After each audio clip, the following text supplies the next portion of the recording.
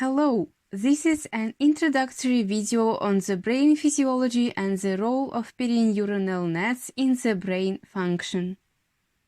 My name is Amina Sadreeva. I am a student at the Institute of Fundamental Medicine and Biology, Kazan Federal University.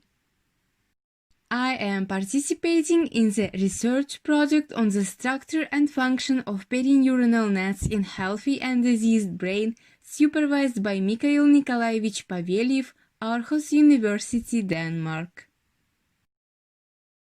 The human brain consists of three main components. The first component is the network of neurons. These cells communicate with each other by nerve impulses. Neurons can receive and transmit information. All sensations, movements, thoughts, memories, and feelings are the result of signals that pass through neurons.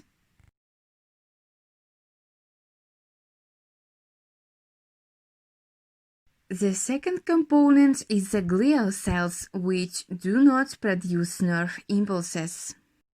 However, they perform other important functions, such as maintaining homeostasis, serving crucial barrier and signaling functions.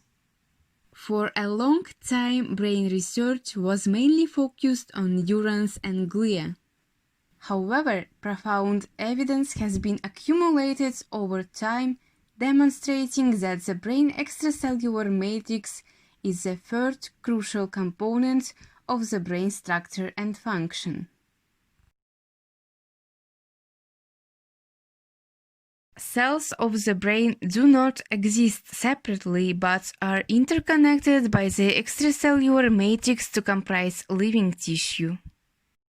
We are currently studying a special type of the extracellular matrix that is called perineuronal net. PNN appears as a polygonal mesh made up of proteins and carbohydrates on the neuronal surface. The mesh units surround synapses, specialized contacts transmitting neural impulses from one neuron to another.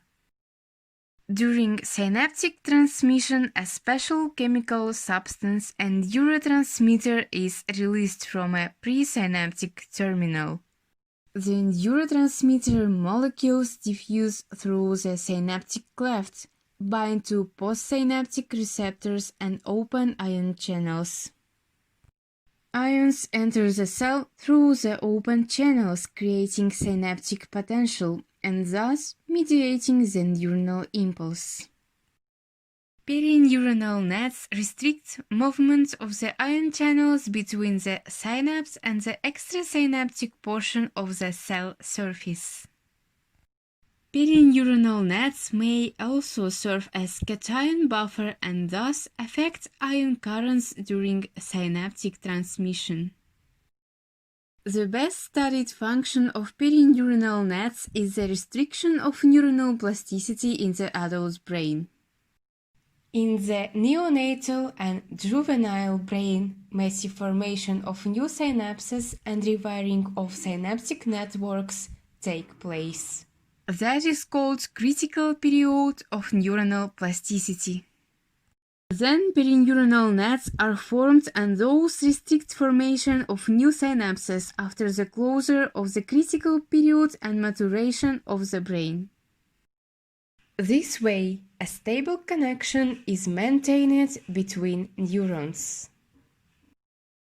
The PNN research may answer some important questions about the role of extracellular matrix in the development of neurological disorders, such as Alzheimer's disease and epilepsy.